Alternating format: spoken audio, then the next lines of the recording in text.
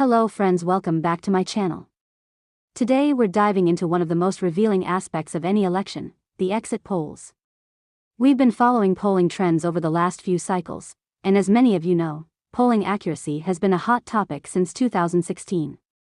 There have been many ups and downs, and a lot of people hoped that by 2024, polling data would become more reliable. Unfortunately, this year's polling accuracy was not what many anticipated, and it looks like we might have even taken a step backward in some areas. In today's video, we'll break down some of the most interesting findings from the exit polls, including shifts in voting patterns across key demographics and the evolving landscape for both candidates. Before we jump in, if you're finding this content helpful, don't forget to hit that like button. If you're interested in more in-depth election analyses, polls breakdowns, and future political updates, make sure to subscribe to the channel and hit the notification bell. Now, let's get started. Now, we've talked before about how traditional polling has often missed the mark in recent years. Polling issues go back to the 2016 presidential election when many polls underestimated Trump's appeal in key states. The situation improved slightly in 2020, with pollsters making adjustments to their methodologies. However, as we now see in 2024, it seems that polling has again faced challenges. While pollsters have tried to adapt, they still can't capture every nuance, particularly with a constantly shifting electorate. But today, with exit polls, we have a unique opportunity. Exit polls are valuable because they are conducted directly after voters leave polling places. Instead of predicting how people might vote, exit polls capture how people actually voted. These results provide insights into voter motivations and demographic shifts. But it's important to remember that exit polls represent a sample of the electorate, not the entire voting population. Nonetheless, they offer a snapshot that allows us to analyze and understand significant trends, which can be especially telling when comparing results to previous election years. One of the first insights we get from the exit polls relates to gender. This year, Kamala Harris won a substantial portion of the female vote, capturing 53% of women voters nationwide, compared to Donald Trump's 45%. This 3% increase for Trump among female voters compared to previous years is notable. It suggests a growing appeal within a demographic that has historically leaned toward Democratic candidates. This trend could be due to numerous factors, including economic concerns and specific social issues that resonated with certain women voters. Let's break down the numbers further. White women nationwide leaned more toward Trump than Harris, with Trump securing 53% of white women voters. This demographic, often considered a significant swing group, can heavily influence election outcomes, especially in suburban areas of battleground states. Harris's appeal among non-white female voters, however, remains high. For instance, she won the majority of votes from black women, with 91% casting their ballots for her. These strong numbers from black women reflect a loyalty to the Democratic Party and its platform on civil rights and social justice issues. When we examine voting patterns by race and ethnicity, we see some fascinating changes. The black vote continues to be a stronghold for Democrats, with Harris winning 85% of black voters nationwide. Trump, meanwhile, garnered only 13%, which is a minimal increase from 2020. His minor gains among black voters may reflect efforts to address specific issues, but it didn't translate to a significant shift in support. Hispanic voters presented some of the most interesting shifts. Trump received 46% of the Hispanic vote, up 14 percentage points from the 2020 election. This significant increase could be attributed to a stronger alignment on economic issues, such as job creation and small business support, which are particularly relevant to Hispanic communities. Among Hispanic men, Trump's support was even more pronounced, with 55% of Hispanic men voting for him, a striking 19-point increase since the last election.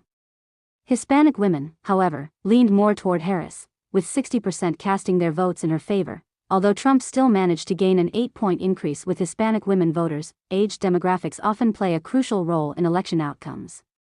For voters aged 18 to 29, Harris maintained an edge, winning 54% of the youth vote, while Trump captured 43%.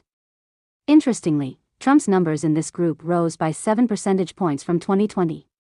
This increase suggests that Trump's outreach efforts to younger voters, particularly through platforms popular among young people, might have made an impact.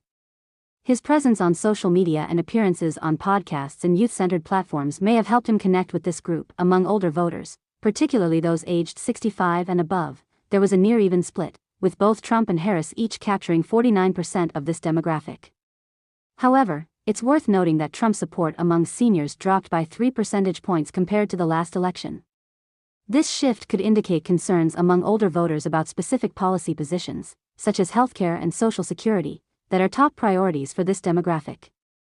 The white voter demographic, which represents a large portion of the electorate, showed interesting trends. Nationwide, Trump received 57% of white voters, while Harris received 41%. However, Trump's share in this demographic was down by 1 percentage point from 2020.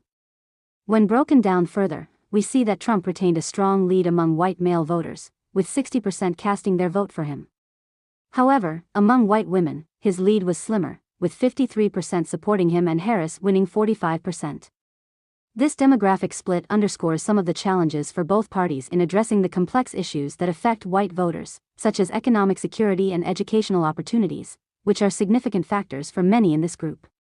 Suburban white women, in particular, have become a focal point for both campaigns, as they represent a key swing demographic that can shift the balance in close races. Income level and educational attainment are also pivotal in understanding voting behavior. Historically, Trump has performed well with non-college educated white voters, and 2024 was no exception. His policies on trade, job creation, and tax cuts have resonated with this demographic. Harris, on the other hand, drew more support from voters with higher education levels, particularly in urban areas and among white-collar professionals. Income also played a role in voting preferences. Wealthier voters tended to support Trump, likely due to his pro-business stance and policies focused on economic growth. However, lower-income voters showed stronger support for Harris, likely due to the Democratic platform's emphasis on expanding healthcare access, improving social safety nets, and implementing fairer wages. So, what do these exit polls tell us about the 2024 election? They reveal not only the shifting preferences among various demographics but also the success of targeted campaigning. For instance, Trump's gains among Hispanic men and younger voters demonstrate the impact of his outreach efforts. At the same time, Harris's strong support among Black women and younger age groups underscores the enduring connection between these demographics and the Democratic platform. As we continue to dissect these results, we'll keep an eye on the implications for future elections.